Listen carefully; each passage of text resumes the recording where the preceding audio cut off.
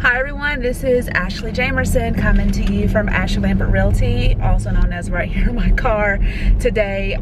Today's my first day back. It's Monday from our awesome vacation. We did 2 days of Disney/Disney Resort. We did a 4-day cruise, and then we did 2 days Disney Spring with a quick stop at Universal Studios. So we were definitely rocking and rolling for the past week, but again, it's Monday and it's back to reality. Last week on my way down to Florida, I guess the week before last,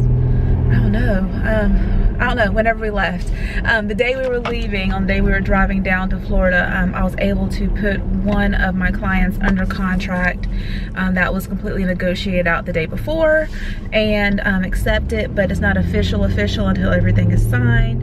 And then while I was gone, my smooth rolling NACA/HouseCharlotte file sort of hit a huge hurdle that no one really saw coming, and apparently the mortgage counselor MC didn't see it coming either. But luckily I was able to get those details ironed out after about $100 in onboard internet usage. So no one really wants to go on vacation, but I can't leave my clients hanging or I'll come back and be sad because I won't have any clients. So my clients who were under contract definitely got some attention while I was gone, but it really was much needed family time. So let me give you some updates on everything, on business and stuff like that. So the file that I got under contract on the Friday before I left, so we left Saturday morning at 3 a.m. So the file that was under contract Friday, Saturday-ish, we were technically under contract 2 days before that with a house. And when I say technically, it's technically because the contract was verbally accepted. I received a text at like 8:30 that said, hey, the seller agrees to all terms. We're ready to move forward with your offer. I'll have everything signed tonight and get it over to you in the morning. So Thursday rolled by and I was like, where is the executed contract? And I called the seller's agent, and he basically said that his client, the seller, did not want to sign the verbally agreed upon contract because she was afraid of NACA and she's buying a home and didn't want to be caught in a situation where it didn't close on time, which would cause a lot of issues with her relocation. Makes sense. The day that it happened though, it was so stressful because packing and all that stuff like that I had to go out and show my client more properties, and my client was like FaceTiming her husband and things like that. We did find an equally as awesome home for her, and that's the one that went under contract Friday/Saturday. But I mean, it's just a shame that her offer didn't get accepted, and she actually got so upset with NACA because this is the second time this has happened with this particular client. The first offer was basically identical in terms, but it was a conventional versus NACA, and even though NACA is conventional, it's NACA, and they went with the conventional close on time type of thing. And the second one was the verbally accepted contract that they decided not to sign. So very frustrating. But so she switched with Movement Mortgage. You know Cole from my other videos, he's taking care of that file for me. It's going to close early December, and that's awesome.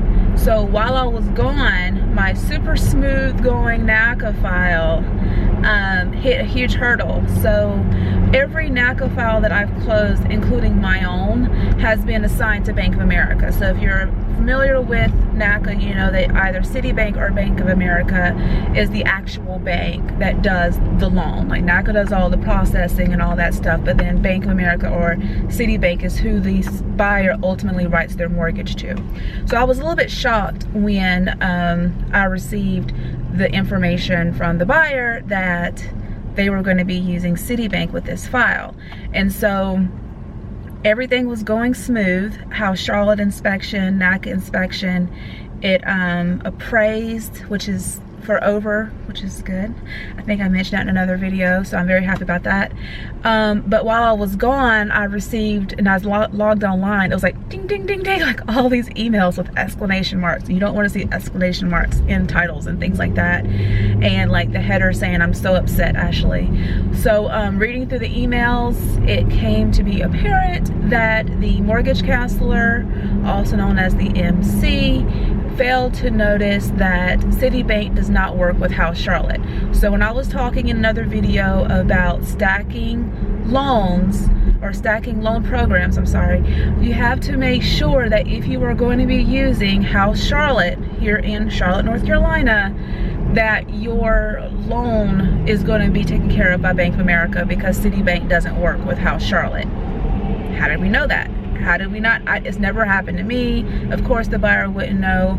If anyone, the seasoned mortgage counselor who has been there for a long time should have known, but he didn't know. So we were able to expedite it. We still have to extend the closing date, so it's not going to close on time.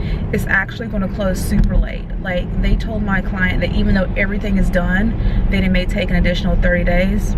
And I was like, dude, you're giving a different bank the package. So again, while I was gone, they were able to submit the loan application and all that stuff. And my client is really good at updating things and uploading things. So I don't see it taking 30 days, but I'm like, dude. So if you're looking at this example of the HouseCharlotte situation, and if you look at how the seller of the first situation felt about NACA, it's like I have an example of why sellers don't really like messing with NACA.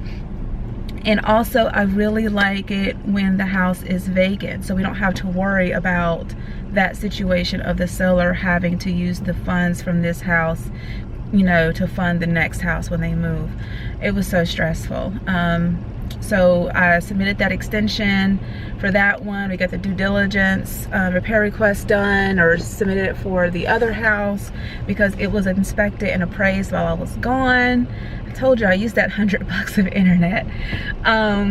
So, you know, it's a little bit stressful. So anyway, it's Monday. Thanksgiving is Thursday.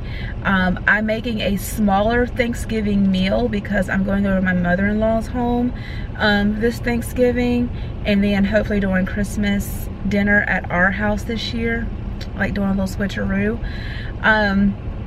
So I am going to go pick up some things from the grocery store because I have to cook. You know, my husband's not going to like let me slide with not making him his apple cranberry cake and my pumpkin cheesecake. And I have 2 signature cocktails I'm going to try out. One of the family traditions that my sister and I are trying to start is having, after Thanksgiving, like desserts and movies and pajamas at my house on Thanksgiving, and then waking up on Friday morning for some possible online Black Friday shopping, and then Christmas Eve at her home, and then Christmas at our own homes, you know, just so the kiddos can spend time together, and you know, I can see my sisters and stuff like that. So that's pretty awesome. So I got to get some really good desserts. I'm thinking the cakes, and then some cookies, some Rice Krispie treats, about 4 or 5 good movies, popcorn, you know, junk food. Like, I didn't get enough on the cruise. I would say I ate so much, but I didn't really eat a lot like I thought I would. I'm not going to say the food was disappointing, but I don't know. It's going to be 2 years before we go on another Disney cruise. This coming year, we are going to try a beaches resort because my husband swears we're resort people. And after this cruise, I really feel like we are resort people. But yeah, so I'm going to be working on those 2 files. I'm heading to the office now to pick up an earnest money check and hand deliver it to the attorney, get that signed off on. While I'm up here, I'm definitely going to go to my favorite store, Hobby Lobby.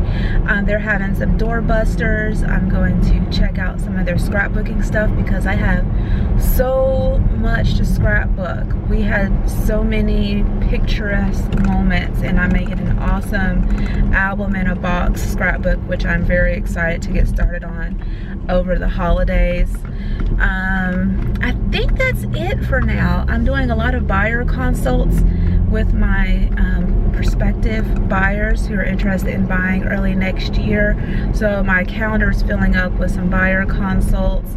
If you haven't caught it already, I do have an awesome series going up that shows what different price ranges will buy you in Charlotte and Huntersville and Concord and Gastonia. So I'm giving you like a breakdown of what the houses look like, and you can see if you look at videos from like maybe 4 years ago that it's changed a lot in the Charlotte area.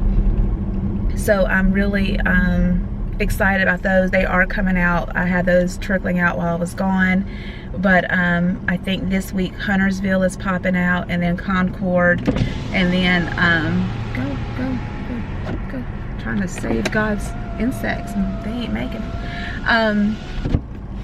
So I have different ones going. My listing on Legolas is still active. I'm not really freaking out about it because it is in the higher price range. It's like in the $500,000 plus, and those houses tend to move a little bit slower, especially as the holiday season, interest rates are going up and all that good stuff. But yeah, happy Monday, guys. This is going to be interesting catching up with everyone. As always, if you have any questions, comments, concerns, you can email me, you can call me. My website information is below if you want to start your home search. But I look forward to talking to you soon. Let's get this holiday season officially started this week. Bye.